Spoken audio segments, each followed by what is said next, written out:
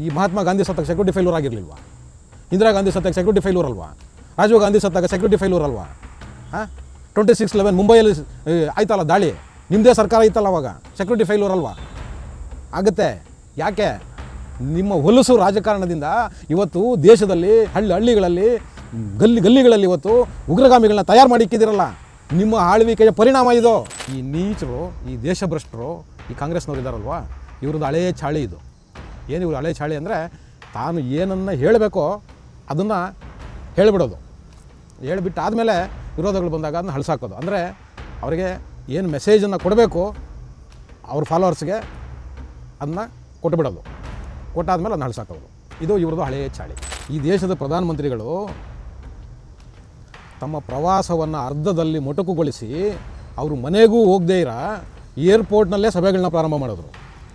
ಈ ಏನು ಹಿಂದೂಗಳ ಮೇಲೆ ದಾಳಿ ಆಯಿತು ಕಾಶ್ಮೀರದಲ್ಲಿ, ಈ ದಾಳಿ ಆದಮೇಲೆ ಪ್ರಧಾನಮಂತ್ರಿಗಳು ಒಂದು ದಿವಸನೂ ಕೂಡ ರೆಸ್ಟ್ ಇಲ್ದಂಗೆ ಅವರು ಸಭೆಗಳ ಮೇಲೆ ಸಭೆಗಳು ಮಾಡಿ ಇದನ್ನು ಹೇಗೆ ಹ್ಯಾಂಡಲ್ ಮಾಡಬೇಕು ಅನ್ನೋದರ ಯೋಚನೆ ಮಾಡ್ತಿದ್ದಾರೆ. ನೀವು ಪ್ರಧಾನಮಂತ್ರಿಗಳ ತಲೆ ತೆಗೆದು ಇವತ್ತು ಗಾಯಬ್ ಅಂತ ಹೇಳಿ ಪೋಸ್ಟರ್ ಆಗ್ತಾ ಇದ್ದೀರಾ. ಓಲೈಕೆಯ ಮುಸುಕನ್ನು ಹಾಕ್ಕೊಂಡು ಇಂಥ ಒಂದು ಕೃತ್ಯಗಳಾದಾಗ ಅದನ್ನು ದೊಡ್ಡ ಧ್ವನಿನಲ್ಲಿ ಖಂಡಿಸೋಕ್ಕೂ ಆಗದೇ ಇರೋವಂಥ ನೀಚರು ನೀವು. ಇಂಥ ಒಂದು ನಿಮ್ಮ ರಾಜಕೀಯ ದಿವಾಳಿತನಕ್ಕೆ ನಮ್ಮ ಧಿಕ್ಕಾರ ಇರಲಿ. ನಾನು ತಿವ್ದಂಗೆ ಮಾಡ್ತೀನಿ, ನೀನು ಹತ್ತಂಗೆ ಮಾಡುವಂಥ ಅವರಲ್ಲಿ ಸಪೋರ್ಟು ಅನ್ನೋದು ಇಲ್ಲಿ ಅವ್ರ ಚೇಳಗಳು, ಅವ್ರ ಬಕೆಟ್ಗಳು, ಅವ್ರ ಮೀರ್ ಸಾಧಿಕಗಳು ಇಲ್ಲಿ ವಿರುದ್ಧವಾಗಿ ಟೀಕೆಗಳು ಮಾಡ್ತಾ ಹೋಗೋದು. ಇದೇ ಅಲ್ವಾ ಕಾಂಗ್ರೆಸ್ನ ಸಿದ್ಧಾಂತ? ಇದನ್ನೇ ಥರ ನೀವು ಮಾಡ್ಕೊಂಬಂದಿದ್ದು 60 ವರ್ಷ. ನಮ್ಮ ಕರ್ನಾಟಕದ ಮುಖ್ಯಮಂತ್ರಿಗಳೇ ಸಿದ್ದರಾಮಯ್ಯನವರು ಯುದ್ಧನೇ ಬೇಡ ಅಂತ ಹೇಳ್ತಿದ್ದಾರೆ. ಸಿದ್ದರಾಮಯ್ಯನವರೇ, ನಿಮ್ಮನ್ನು ಯಾರು ಕೇಳಿ ಯುದ್ಧ ಮಾಡ್ತಾರ್ರಿ? ಅಲ್ಲ, ನಿಮ್ಮನ್ನು ಕೇಳಿ ಯುದ್ಧ ಮಾಡ್ತಾರ? ದೇಶಕ್ಕೊಂದು ಪ್ರಭುತ್ವ ಇದೆ ಕಣ್ರಿ, ದೇಶದಲ್ಲಿ ಒಂದು ಸರ್ಕಾರ ಇದೆ. ನಿಮ್ಮನ್ನು ಯಾವನ್ರಿ ಕೇಳ್ತಾನೆ ಯುದ್ಧ ಬೇಡ? ಯಾಕೆ? ಸತ್ತವ್ರು ಯಾರು ನಿಮ್ಮನೆ ಮಕ್ಕಳಲ್ವಲ್ಲ? ನಿಮ್ಮನೆ ಮಕ್ಕಳು ಅಥವಾ ನಿಮ್ಮ ಕುಟುಂಬದ ಯಾರು ಸತ್ತಿದ್ರೆ ನಿಮ್ಗೆ ಗೊತ್ತಾಗ್ತಿತ್ತು ಅದ್ರ ನೋವು. ಸತ್ತವ್ರು ಯಾರ್ದೋ ಮನೆ ಮಕ್ಕಳು, ನಿಮ್ಗೇನು ಹೋಗಬೇಕು? ಟಿವಿ ವಿಕ್ರಮದ ಸಮಸ್ತ ವೀಕ್ಷಕರಿಗೆ ಟ್ಯಾಕ್ಸಿವಾಲ ನರಸಿಂಹಮೂರ್ತಿ ಮಾಡುವ ನಮಸ್ಕಾರಗಳು. ವೀಕ್ಷಕರೇ, ನಿಮಗೆಲ್ಲ ಗೊತ್ತಿರೋ ಹಾಗೆ ಇವತ್ತು ಈ ದೇಶದ್ರೋಹಿ ಕಾಂಗ್ರೆಸ್ನವ್ರು ಇದ್ದಾರಲ್ಲ, ಈ ಧರ್ಮದ್ರೋಹಿಗಳು ಇವತ್ತು ನಮ್ಮ ದೇಶದ ಪ್ರಧಾನಿಯವರ ಕತ್ತನ್ನು ಕತ್ತರಿಸಿ ಒಂದು ಫೋಟೋನ ಸೋಷಿಯಲ್ ಮೀಡಿಯಾದಲ್ಲಿ ಹರಿಬಿಟ್ಟಿದ್ದಾರೆ. ನಾವಿವತ್ತು ಯೋಚನೆ ಮಾಡಬೇಕಾಗಿರೋದು, ಇದು ಕೇವಲ ನರೇಂದ್ರ ಮೋದಿಯವರ ಕತ್ತರಿಸಿರೋದಲ್ಲ. ಇವತ್ತು ನಮಗೆ ದೊಡ್ಡ ಪ್ರಶ್ನೆ ಇರೋದು, ಈ ದೇಶದ ಸಾರ್ವಭೌಮತೆಯನ್ನು ಈ ನೀಚರು ಪ್ರಶ್ನೆ ಮಾಡಿದ್ದಾರೆ. ಹೌದು ವೀಕ್ಷಕರೇ, ಒಬ್ಬ ಪ್ರಧಾನಮಂತ್ರಿ ಅಂದರೆ ಈ ದೇಶದ ಸಾರ್ವಭೌಮತ್ವ. ಹೌದು, ಏಕೆಂದರೆ ಈ ದೇಶನ ಆಳೋ ಒಬ್ಬ ಪ್ರಧಾನಮಂತ್ರಿಯನ್ನು ಇವತ್ತು ಕತ್ತರಿಸಿ ಪೋಸ್ಟ್ ಮಾಡಿದ್ದಾರೆ. ದೇಶದ ಉದ್ದಗಲಕ್ಕೂ ಇದರ ಮೇಲೆ ಆಕ್ರೋಶಗಳು ಬಂದ ನಂತರ ಆ ಪೋಸ್ಟನ್ನು ಡಿಲೀಟ್ ಮಾಡಿದ್ದಾರೆ. ನಾವು ಇಲ್ಲಿ ಒಂದು ಅರ್ಥ ಮಾಡ್ಕೊಳ್ಬೇಕಾಗಿರೋದು, ಈ ನೀಚರು, ಈ ದೇಶಭ್ರಷ್ಟರು, ಈ ಕಾಂಗ್ರೆಸ್ನವ್ರು ಇದ್ದಾರಲ್ವ, ಇವ್ರದ್ದು ಹಳೆಯ ಚಾಳಿ ಇದು.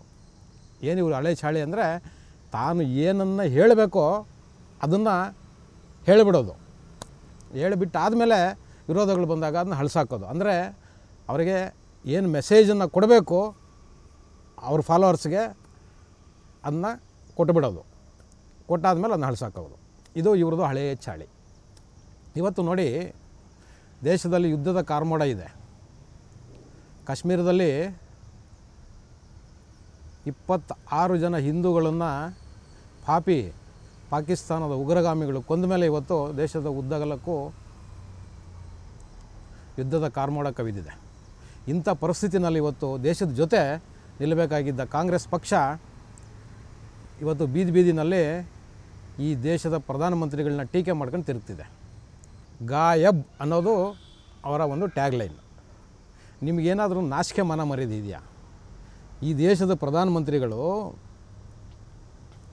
ತಮ್ಮ ಪ್ರವಾಸವನ್ನು ಅರ್ಧದಲ್ಲಿ ಮೊಟಕುಗೊಳಿಸಿ ಅವರು ಮನೆಗೂ ಹೋಗದೇ ಇರೋ ಏರ್ಪೋರ್ಟ್ನಲ್ಲೇ ಸಭೆಗಳನ್ನ ಪ್ರಾರಂಭ ಮಾಡಿದ್ರು. ಈ ಏನು ಹಿಂದೂಗಳ ಮೇಲೆ ದಾಳಿ ಆಯಿತು ಕಾಶ್ಮೀರದಲ್ಲಿ, ಈ ದಾಳಿ ಆದಮೇಲೆ ಪ್ರಧಾನಮಂತ್ರಿಗಳು ಒಂದು ದಿವಸನೂ ಕೂಡ ರೆಸ್ಟ್ ಇಲ್ದಂಗೆ ಅವರು ಸಭೆಗಳ ಮೇಲೆ ಸಭೆಗಳು ಮಾಡಿ ಇದನ್ನು ಹೇಗೆ ಹ್ಯಾಂಡಲ್ ಮಾಡಬೇಕು ಅನ್ನೋದರ ಯೋಚನೆ ಮಾಡ್ತಿದ್ದಾರೆ. ನೀವು ಪ್ರಧಾನಮಂತ್ರಿಗಳ ತಲೆ ತೆಗೆದು ಇವತ್ತು ಗಾಯಬ್ ಅಂತ ಹೇಳಿ ಪೋಸ್ಟರ್ ಆಗ್ತಾ ಇದ್ದೀರಾ. ನಿಮ್ಮ ರಾಷ್ಟ್ರೀಯ ನಾಯಕರು ಏನಿದ್ದಾರೆ ಅವರುಗಳು ಹೋಗ್ತಾರೆ, ಆಲ್ ಪಾರ್ಟಿ ಮೀಟಿಂಗಲ್ಲಿ ಹೋಗಿ ನಾವು ನಿಮಗೆ ಸಪೋರ್ಟ್ ಮಾಡ್ತೀವಿ ಅಂತ ಹೇಳ್ತೀರಾ ಅಂತ ಹೇಳ್ಬಿಟ್ಟು ಬರ್ತಾರೆ ಅಲ್ಲಿ. ಆದರೆ ನೀವುಗಳು ಬೀದಿನಲ್ಲಿ ನಿಂತ್ಕೊಂಡು ಅದನ್ನು ವಿರೋಧ ಮಾಡ್ತಾಯಿದ್ದೀರಾ. ನಮ್ಮ ಕರ್ನಾಟಕದ ಮುಖ್ಯಮಂತ್ರಿಗಳೇ ಸಿದ್ದರಾಮಯ್ಯನವರು ಯುದ್ಧನೇ ಬೇಡ ಅಂತ ಹೇಳ್ತಿದ್ದಾರೆ. ಸಿದ್ದರಾಮಯ್ಯನವರೇ, ನಿಮ್ಮನ್ನು ಯಾರು ಕೇಳಿ ಯುದ್ಧ ಮಾಡ್ತಾರ್ರಿ? ಅಲ್ಲ, ನಿಮ್ಮನ್ನು ಕೇಳಿ ಯುದ್ಧ ಮಾಡ್ತಾರ? ದೇಶಕ್ಕೊಂದು ಪ್ರಭುತ್ವ ಇದೆ ಕಣ್ರಿ, ದೇಶದಲ್ಲಿ ಒಂದು ಸರ್ಕಾರ ಇದೆ. ನಿಮ್ಮನ್ನು ಯಾವನ್ರಿ ಕೇಳ್ತಾನೆ ಯುದ್ಧ ಬೇಡ? ಯಾಕೆ? ಸತ್ತವ್ರು ಯಾರು ನಿಮ್ಮನೆ ಮಕ್ಕಳಲ್ವಲ್ಲ? ನಿಮ್ಮನೆ ಮಕ್ಕಳು ಅಥವಾ ನಿಮ್ಮ ಕುಟುಂಬದ ಯಾರನ್ನ ಸತ್ತಿದ್ರೆ ನಿಮ್ಗೆ ಗೊತ್ತಾಗ್ತದೆ ಅದ್ರ ನೋವು. ಸತ್ತವ್ರು ಯಾರ್ದೋ ಮನೆ ಮಕ್ಕಳು, ನಿಮ್ಗೇನು ಹೋಗಬೇಕು? ನಿಮ್ಗೇನು ರೀ ಹೋಗಬೇಕು? ದೇಶ ಇವತ್ತು ಸೂತಕದಲ್ಲಿದೆ, ದುಃಖದಲ್ಲಿದೆ. ಇವತ್ತೂ ಕೂಡ ನಿಮಗೆ ರಾಜಕಾರಣ ಬೇಕಾ? ನಾಚಿಕೆ ಆಗಲ್ವ ನಿಮ್ಗಳಿಗೆ? ಏನಾದರೂ ಒಂಚೂರು ಮನ ಮರ್ಯಾದಿದೆಯೇನ್ರಿ ನಿಮಗೆ? ನಿಮ್ಗೊಂಚೂರು ಆತ್ಮಗೌರವ ಇಲ್ವಾ? ಆತ್ಮಸಾಕ್ಷಿ ಇಲ್ವಾ ನಿಮಗೆ? ಈ ಟೈಮಲ್ಲೂ ಕೂಡ ನಿಮ್ಮ ಹೊಲಸು ರಾಜಕಾರಣ ಬೇಕಾ? ಅಸಹ್ಯ ಅನಿಸುತ್ತೆ ನಿಮ್ಗಳನ್ನೆಲ್ಲ ನೋಡ್ತಾ ಇದ್ರೆ. ಇಂಥವ್ರೂ ಈ ಜನ ಆಯ್ಕೆ ಮಾಡ್ತಾರಲ್ವ, ಅಸಹ್ಯ ಅನಿಸುತ್ತೆ ಕಣ್ರಿ. ಏನು ಸೆಕ್ಯೂರಿಟಿ ಫೇಲ್ಯೂರ್ ಒಪ್ಕೊಳ್ಳೋಣ ರೀ. ಸೆಕ್ಯೂರಿಟಿ ಫೇಲ್ಯೂರ್ ಅಂತ ಯಾರಿಲ್ಲ ಅಂತ ಹೇಳಿದ್ದು? ಆಗಿದೆ, ಸೆಕ್ಯೂರಿಟಿ ಫೇಲ್ಯೂರ್ ಆಗಿದೆ, ಒಪ್ಕೊಳ್ಳೋಣ. ಈ ಮಹಾತ್ಮ ಗಾಂಧಿ ಸತ್ತಾಗ ಸೆಕ್ಯೂರಿಟಿ ಫೇಲ್ಯೂರ್ ಆಗಿರಲಿಲ್ವಾ? ಇಂದಿರಾ ಗಾಂಧಿ ಸತ್ತಾಗ ಸೆಕ್ಯೂರಿಟಿ ಫೇಲ್ಯೂರ್ ಅಲ್ವಾ? ರಾಜೀವ್ ಗಾಂಧಿ ಸತ್ತಾಗ ಸೆಕ್ಯೂರಿಟಿ ಫೇಲ್ಯೂರ್ ಅಲ್ವಾ?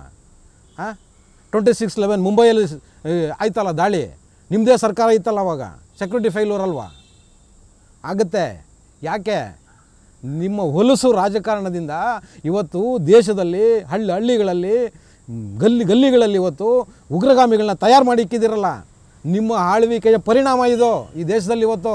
ಹೌದು, ಈ ದೇಶ ಮುಗ್ಧ ನಾಗರಿಕರ ಮೇಲೆ ಇವತ್ತು ಹಲ್ಲೆಗಳಾಗ್ತಿರೋದು, ದಾಳಿಗಳಾಗ್ತಿರೋದು, ಕೊಲ್ತಾ ಇರೋದು ನೀವು ನಡೆಸಿದ್ರಲ್ಲ 60 ವರ್ಷ ಓಲೈಕೆಯ ರಾಜಕಾರಣ. ಆ ರಾಜಕಾರಣದ ಫಲಶ್ರುತಿ ರೀ ಇದು, ಫಲಶ್ರುತಿ. ನೀವು ಇವತ್ತು ಬಂದು ಸೆಕ್ಯೂರಿಟಿ ಫೇಲ್ಯೂರ್ ಬಗ್ಗೆ ಮಾತಾಡ್ತಿದ್ದೀರಿ ಇವತ್ತು.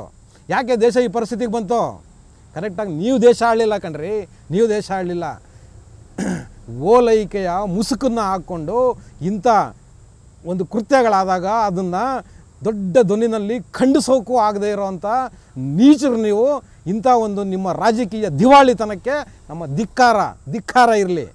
ಒಂದು ಇಂಥ ಕೃತ್ಯಗಳಾದಾಗೂ ನಿಮಗೆ ಖಂಡಿಸೋಕ್ಕಾಗ್ತಿಲ್ಲ ಅಂದರೆ ನಿಮ್ಮದು ರಾಜಕೀಯ ದಿವಾಳಿ ಇದು. ಹೌದು, ನಿಮ್ಮದು ರಾಜಕೀಯ ದಿವಾಳಿ. ಈ ದಿವಾಳಿತನಕ್ಕೆ ಧಿಕ್ಕಾರ ಇರಲಿ. ನಾಚಿಕೆ ಆಗಬೇಕು ಕಾಂಗ್ರೆಸ್ನವರಿಗೆ.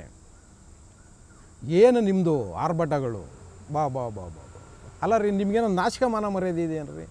ಪ್ರಧಾನಮಂತ್ರಿ ಕತ್ತನ್ನು ಕಟ್ ಮಾಡ್ತಿರಲ್ರಿ, ಕತ್ತನ್ನು ಕಟ್ ಮಾಡಿಬಿಟ್ಟು ಪೋಸ್ಟ್ ಹಾಕ್ತಿರಲ್ವ? ನಿಮ್ದು ಎಷ್ಟು ಕೊಳಕು ರಾಜಕಾರಣ ಇರ್ಬೋದು, ನಿಮ್ಮದು ಎಂಥ ಒಂದು ರೋಗಗ್ರಸ್ತ ಮಾನಸಿಕತೆ ಇರ್ಬೋದು ಹೇಳಿ. ನೀವು ಹೈಕಮಾಂಡ್ನವ್ರು ಹೇಳ್ತಾರೆ ಅಲ್ಲಿ ಕೂತ್ಕೊಂಡು ಡೆಲ್ಲಿನಲ್ಲಿ, ಯಾರೂ ಮಾತಾಡಬೇಡಿ, ಏನೂ ಮಾತಾಡಬೇಡಿ ಇದ್ರ ವಿರುದ್ಧವಾಗಿ. ನಾವು ಇದನ್ನೇನು ಈಗ ಇದ್ರ ವಿರುದ್ಧ ಮಾತಾಡ್ತಿರೋದು ಅವ್ರ ಮುಖವಾಣಿ ಅಂತ ಹೇಳೋಣವೇ? ಹೌದು, ಅವ್ರ ಮುಖವಾಣಿಗಳೇ.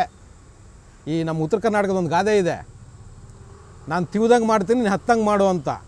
ಅವರಲ್ಲಿ ಸಪೋರ್ಟು ಅನ್ನೋದು ಇಲ್ಲಿ ಅವ್ರ ಚೇಳಗಳು, ಅವ್ರ ಬಕೆಟ್ಗಳು, ಅವ್ರ ಮೀರ್ ಸಾದಿಕ್ಗಳು ಇಲ್ಲಿ ವಿರುದ್ಧವಾಗಿ ಟೀಕೆಗಳು ಮಾಡ್ತಾ ಹೋಗೋದು. ಇದೇ ಅಲ್ವಾ ಕಾಂಗ್ರೆಸ್ನ ಸಿದ್ಧಾಂತ? ಇದನ್ನೇ ಥರ ನೀವು ಮಾಡ್ಕೊಂಬಂದಿದ್ದು 60 ವರ್ಷ. ಇದನ್ನೇ ಅಲ್ವಾ ನೀವು ಮಾಡಿದ್ದು? ಈಗಲಾದರೂ ಬಾಯಿ ಮುಚ್ಕೊಂಡು ಇರಿ. ದೇಶ ಸೂತಕದಲ್ಲಿದೆ, ಸಂಕಷ್ಟದಲ್ಲಿದೆ. ಪ್ರಧಾನಮಂತ್ರಿಗಳು ಏನೋ ಒಂದು ತೀರ್ಮಾನ ಮಾಡ್ತಿದ್ದಾರೆ, ಸೇನೆಗಳದ್ದು ಸಭೆ ಮಾಡ್ತಿದ್ದಾರೆ, ಏನೋ ಒಂದು ಇದನ್ನು ಶಾಶ್ವತವಾಗಿ ಈ ಟೆರರಿಸಮ್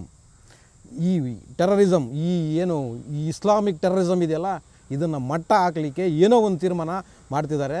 ಬಾಯಿ ಮುಚ್ಕೊಂಡು ಅವರಿಗೆ ಸಪೋರ್ಟ್ ಮಾಡಿ. ನೀವು ಸಪೋರ್ಟ್ ಮಾಡೋಕ್ಕಾಗಿಲ್ಲ ಅಂದರೆ ಬಾಯಿ ಮುಚ್ಕೊಂಡು ಇರಿ. ನೀವು ಬಾಯಿ ಮುಚ್ಕೊಂಡು ಕೂತ್ಕೊಂಡ್ರು ದೇಶಕ್ಕೆ ಮಾಡೋಕ್ಕೆ ಒಳ್ಳೆ ಕೆಲಸನೇ ಅದು. ಆ ಕೆಲಸನಾದರೂ ಮಾಡಿ. ಅದನ್ನು ಬಿಟ್ಟುಬಿಟ್ಟು ನಿಮ್ಮ ಹೊಲಸು ರಾಜಕಾರಣನ ದಯವಿಟ್ಟು ಮಾಡಬೇಡಿ. ನಮ್ಮ ಕಳಕಳಿ ಅದು. ಯಾಕೆಂದರೆ ಕಾಂಗ್ರೆಸ್ ಇವತ್ತು ಒಟ್ಟಾರೆಯಾಗಿ ದುರ್ಬಲವಾಗಿದೆ. ಆ ಕಾರಣಕ್ಕೋಸ್ಕರ ಅವ್ರು ಏನು ಮಾಡ್ತಿದ್ದಾರೆ ಅಂದರೆ, ತಾವು ಚುನಾವಣೆಗಳನ್ನ ಗೆಲ್ಲೋದಕ್ಕೋಸ್ಕರ ಗಂಭೀರವಾದ ವಿಷಯಗಳನ್ನು ಕೂಡ ಅಪಪ್ರಚಾರ ಮಾಡಿ, ಅವಹೇಳನ ಮಾಡಿ, ಜನರನ್ನು ದಿಕ್ತಪ್ಪಿಸಿ ಇವತ್ತು ಚುನಾವಣೆಗಳನ್ನ ಗೆಲ್ಲೋದಕ್ಕೆ ಹೊರಟಿದೆ. ಇವತ್ತು ಅವ್ರ ಪರಿಸ್ಥಿತಿ ಯಾವ ಮಟ್ಟದಲ್ಲಿದೆ ಅಂದರೆ, ಹೇಗಾದರೂ ಮಾಡಿ ಸರಿ, ಹೌದು, ಹೇಗಾದರೂ ಮಾಡಿ ಅಧಿಕಾರನ ಹಿಡಿಬೇಕು ಅನ್ನೋ ಲೆವೆಲಲ್ಲಿ ಇವತ್ತು ಅವ್ರು ಇರೋದರಿಂದ ದೇಶದಲ್ಲಿ ಎಂಥದೇ ಪರಿಸ್ಥಿತಿ ಇದ್ರೂ ಕೂಡ ಅಪಪ್ರಚಾರಗಳನ್ನ ಮಾಡ್ತಾ, ಅಯೋಗ್ಯ ಹೇಳಿಕೆಗಳನ್ನು ಕೊಡ್ತಾ ತಾವು ಅಧಿಕಾರನ ಮರುಸೃಷ್ಟಿ ಮಾಡೋ ಕಡೆ ಹೊರಟಿದೆ. ನಾನು ಕಾಂಗ್ರೆಸ್ ಅವ್ರಿಗೆ ಹೇಳ್ತಿದ್ದೀನಿ, ಒಬ್ಬ ಸಾಮಾನ್ಯ ನಾಗರಿಕನಾಗಿ ನಿಮ್ಮ ಈ ಯಾವ ಪ್ರಯತ್ನಗಳು ಫಲ ಕೊಡೋದಿಲ್ಲ, ಫಲಪ್ರದ ಆಗೋದಿಲ್ಲ ಅಂತ ಹೇಳುವ ಮುಖಾಂತರ ಇವತ್ತಿನ ಟ್ಯಾಕ್ಸಿವಾಲಾ ಕಾರ್ಯಕ್ರಮನ ಮುಗಿಸ್ತಾ ಇದ್ದೀನಿ. ಶೇರ್ ಮಾಡಿ, ಸಬ್ಸ್ಕ್ರೈಬ್ ಮಾಡಿ, ಲೈಕ್ ಮಾಡಿ, ಹೆಚ್ಚೆಚ್ಚು ಕಾಮೆಂಟ್ಗಳು ಮಾಡುವುದರ ಮುಖಾಂತರ ನಮ್ಮನ್ನು ಹೆಚ್ಚೆಚ್ಚು ಪ್ರೋತ್ಸಾಹಿಸ್ತೀವಿ. ಟಿವಿ ವಿಕ್ರಮ, ದೇಶ ನಿಮ್ಮ ಕೈಯಲ್ಲಿ. ಈ ಕಾರ್ಯಕ್ರಮ ನಿಮಗೆ ಇಷ್ಟ ಆಗಿದ್ದಲ್ಲಿ ಲೈಕ್, ಶೇರ್ ಹಾಗೂ ಕಮೆಂಟ್ ಮಾಡಿ. ಟಿವಿ ವಿಕ್ರಮದ ಕಾರ್ಯಕ್ರಮಗಳನ್ನು ನಿರಂತರವಾಗಿ ವೀಕ್ಷಿಸಲು ಸಬ್ಸ್ಕ್ರೈಬ್ ಮಾಡಿ, ಬೆಲ್ ಐಕನ್ ಒತ್ತಿ.